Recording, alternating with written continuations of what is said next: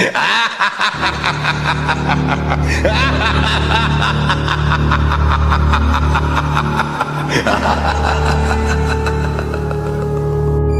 gente de YouTube. Hoy les traeré unas creepypastas diferentes y fuera de lo normal. En esta presentación estará conmigo Raiden 3000, como mi ayudante e investigador, que le contará una creepypasta única y no muy frecuente en YouTube. Jejeje, aunque las mías tampoco aparecen en YouTube XD, ya que intento tener relatos muy reales y fuera de lo normal. Ya con toda esta presentación empecemos con las creepypasta. Bueno, la primera creepypasta se llama El fantasma en la autopista. Comencemos. Estaba conduciendo su automóvil desde Mayagüez, Puerto Rico, hacia su casa en Arecibo, en la noche del 20 de noviembre de 1982, cuando Abel Aitrasen, mercader árabe que vive en Puerto Rico, cruzó un sector conocido como Techain. Un hombre calvo estaba de pie en la orilla de la carretera, haciendo autostop. Aitrasen miró al hombre, que tenía unos 35 años, y vestía camisa gris y pantalón vaquero pardo, y siguió adelante. Pero cuando se detuvo ante un semáforo en rojo en la siguiente encrucijada, se paró el motor de su coche. Mientras trataba de ponerlo de nuevo en marcha, se dio cuenta de que el autostopista abría la portezuela y se metía en el automóvil. Me llamo Robert, dijo el hombre al sorprendido Aitrasen. ¿Tendría la bondad de llevarme a mi casa, en la urbanización Alturas de Aguada? Hace casi 2 meses que no veo a mi esposa Esperanza y a mi hijo. Aitrasen se negó, diciendo que su esposa le estaba esperando en Arecibo, pero Roberto insistió. El conductor volvió a tratar de poner el coche en marcha, y este arrancó de pronto. Convino en llevar a Roberto hasta el restaurante El Nido. En el curso del breve viaje, el importuno pasajero le advirtió que condujese con cuidado y que no bebiese. Y pidió a Aitrasen que rezase por él. Aitrasen se detuvo aliviado en la zona de aparcamiento del restaurante. Unos que le observaban de cerca le vieron hablar animadamente, al parecer consigo mismo. Uno le preguntó si necesitaba ayuda. No, respondió Aitrasen, pero este caballero quiere que le lleve a casa. Se volvió a su derecha para señalar al pasajero, pero allí no había nadie. Estaba tan impresionado que a punto estuvo de enfermar. Llamaron a la policía, y 2 agentes, Alfredo Vera y Gilberto Castro, le llevaron al hospital local, donde refirió su extraña historia. Escépticos, pero todavía intrigados, los agentes se dirigieron a la urbanización y llamaron a la puerta de la casa que dijo el conductor que le había indicado Roberto. La abrió. Una mujer que llevaba a un niño pequeño en brazos. A preguntas de los agentes, respondió que se llamaba Esperanza y que era viuda de Roberto Valentín Calvo. Su marido, que era bastante calvo, llevaba una camisa gris y unos pantalones vaqueros pardos el 6 de octubre de 1982, en que había muerto en un accidente de automóvil, en el lugar exacto de la carretera donde Abel Aitrasen le había visto por primera vez 6 semanas más tarde. Uy, qué miedo. Jejeje, pero ahora me toca a mí narrar creepypasta. Soy Raiden 3000 y le estaré contando una historia de apariciones fantasmales terroríficas, para que ensucien sus boxers de lluvia. Bueno, la segunda creepypasta se llama La Monja. Jejeje, son en realidad 3 relatos muy conocidos en Perú y Latinoamérica. Bueno, comencemos. Son muy diversas, las leyendas urbanas se han originado en las aulas de los colegios de nuestra Latinoamérica. En el Perú en general, son muy frecuentes y antiguas las leyendas fantasmales referentes a curas y monjas, obviamente, en colegios con presencia religiosa presente o pasada, recurrentes en colegios que ocupan edificios antiguos y siempre relacionadas a un lugar prohibido. Algunas de ellas tienen su origen en la cultura educacional basada en el temor, y otras, tal vez en apariciones e historias verdaderas. Hagamos un pequeño resumen de las más comentadas. La más conocida en Lima es la del Colegio Teresa González de Pani de Lima.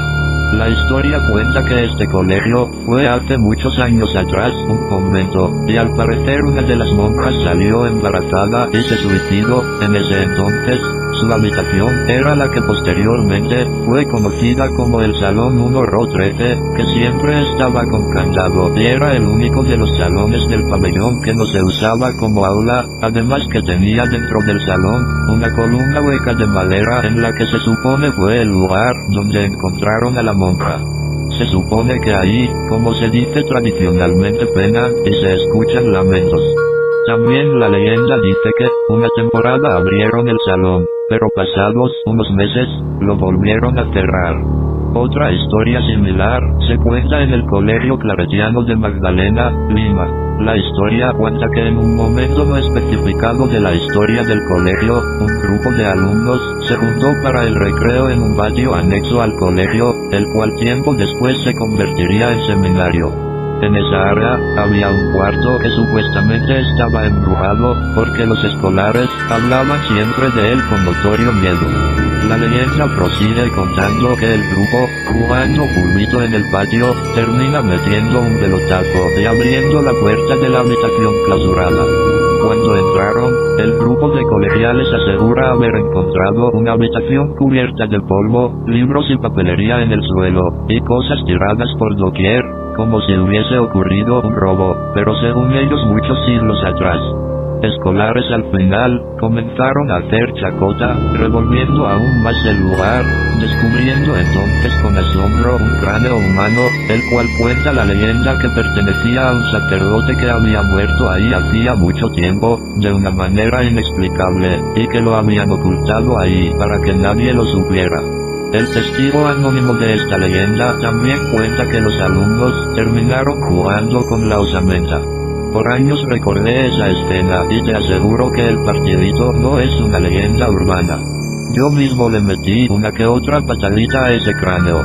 Otras versiones, además de asegurar que dicho lugar aún permanece maldito tras tal irreverencia, también agregan a la leyenda finales trágicos de los escolares partícipes del mismo.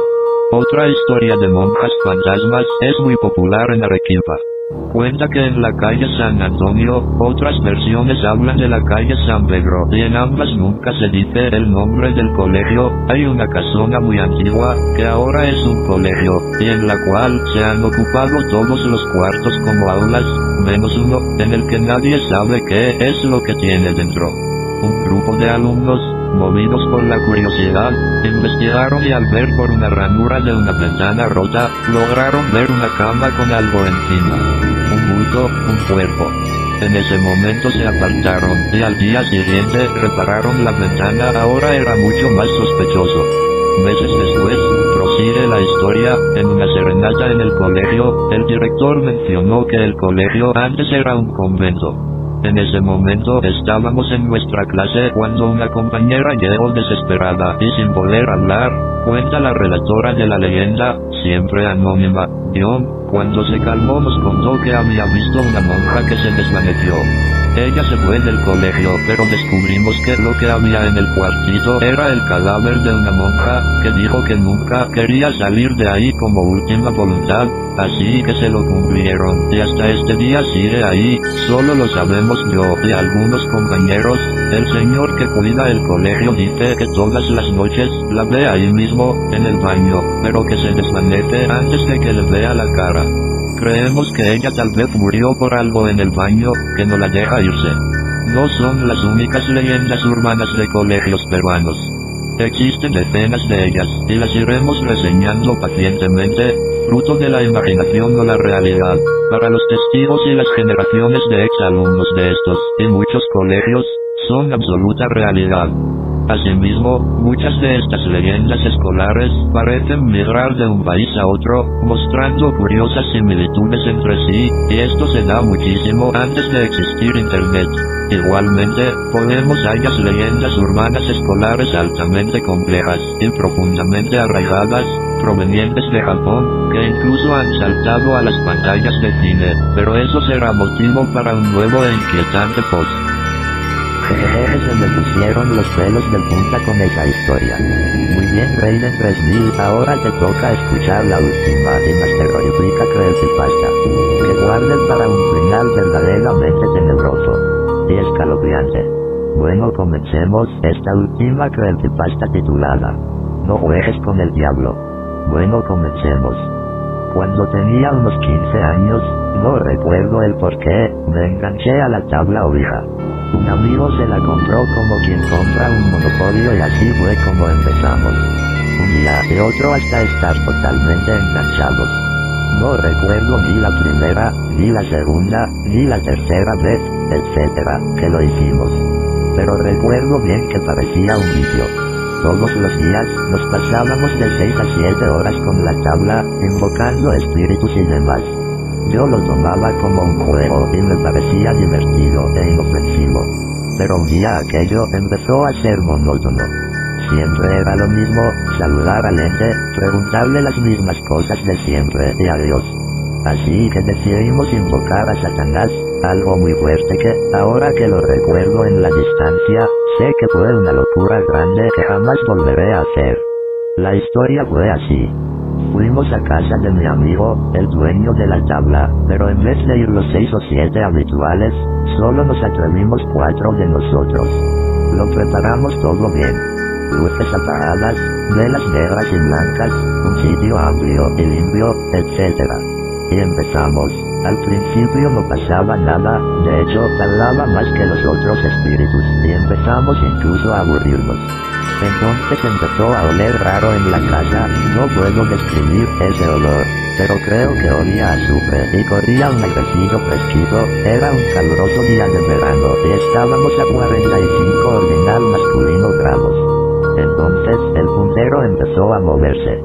Se fue a las letras, una por una, hasta decirnos que era Satanás y que nos saldríamos vivos. Ya con leer esto, se me pusieron todos los pelos de punta.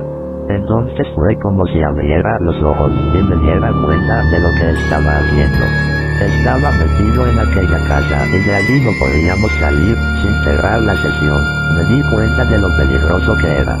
Tras varios minutos en los que se dedicaba a amenazarnos, nos atacó con sonidos, las puertas de la casa se abrían y se cerraban, las persianas lo mismo, los espejos estaban empapados en vapor, y las velas se apagaron. Recuerdo que uno de los 3 amigos tenía un collar, y empezó a retorcerle el collar hasta presionar. Lo estaba ahogando y aquello le quedó físicamente marcado hasta un par de años después. Queríamos cerrar aquella sesión y salir corriendo, pero no nos dejaba. Nos decía que nos atormentaría toda nuestra vida hasta acabar con ella, y, sinceramente, conmigo lo logró durante mucho tiempo. Nos pasamos unas 3 intensas horas luchando para que nos dejara en paz y se largara, y después de todo lo ocurrido, se largó y tuvimos una crisis del pánico. Yo salí de la casa disparado, aún me pone los pelos de punta, perdona que sea tan breve, y desde aquel día no pegué ojo en unos 5 o 6 años. Todos los días escuchaba susurros, unos pasos detrás de mí al caminar, golpes de llamada en el hombro, pisadas por mi casa, llamadas a la puerta, igual eran cosas de mi mente, algo que yo provocara a causa del miedo, no lo sé, el caso es que me tenía aterrorizado. Y hoy, después de unos 8 o 9 años, he vuelto a oír esas pisadas, esos susurros pronunciando mi nombre, esos golpecitos en el hombro, y realmente me aterra. Pero ya no tengo tanto miedo, porque he leído la Biblia y ahí he encontrado, sino la solución, sí la tranquilidad. Pues he leído allí que no hay espíritus de difuntos, que no hay vida después de la muerte, así que todos son demonios. Magia blanca o negra es lo mismo, el tarot, todos son métodos de brujería para bien o para mal, todo viene de la misma fuente, Satanás. Todo eso viene de él, aunque haga cosas buenas, pues la Biblia dice que Satán es capaz de convertirse en ángel de luz y hacer cosas buenas, para así engañar y atraer a más gente. Así que, al menos, ya sé qué es cada cosa. Sé que no te lo he contado con muchos detalles, también se me han olvidado muchas cosas, además, realmente me da cosa contarlo. Eso es todo, espero que le haya gustado las historias de hoy.